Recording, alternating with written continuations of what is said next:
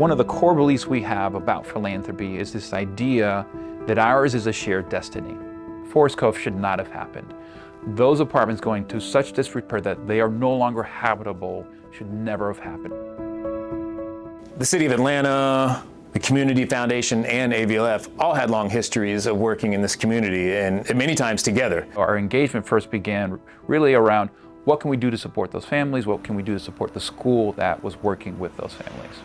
In the beginning, really, we were especially focused on stopping the evictions so that enrollment turnover rate, the transiency rate at Thomasville Heights Elementary School would improve. As time went on, we saw more and more conditions cases. While we were fighting for individual repairs, it eventually got to the point that no matter what our efforts were, we couldn't keep up with the decline. You get to a point where you're not making enough money to pay your operating expenses, and so you start not fulfilling all of your maintenance needs. And then you can't turn units because you can't afford to turn that unit, and then you start boarding them up, and it goes really fast. What has happened in Forest Cove is a sad example of what happens to folks who are living on the margins and what our system allows to happen.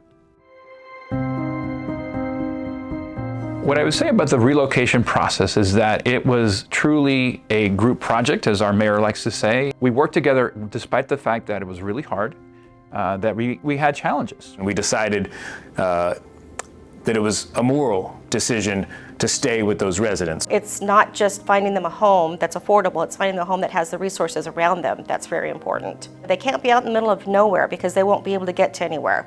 I wish people could fully appreciate the trauma that this is for residents, even for the residents for whom we've done the best job possible. There's not a lot of housing in this area, so they've been moved quite a distance away.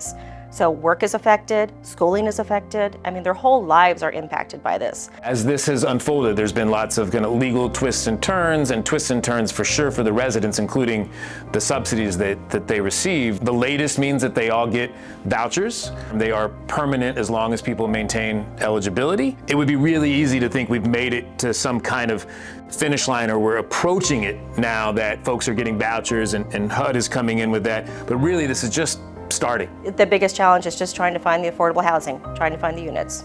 In a region and in a state where landlords aren't required to accept those vouchers, and where it's already a challenge for voucher holders to find places, that's going to take a significant commitment of resources for that really great development, in theory, of people receiving vouchers to actually result in them thriving. It is really hard, it is fraught, it is racialized, it's all these things, both at an individual and a system level.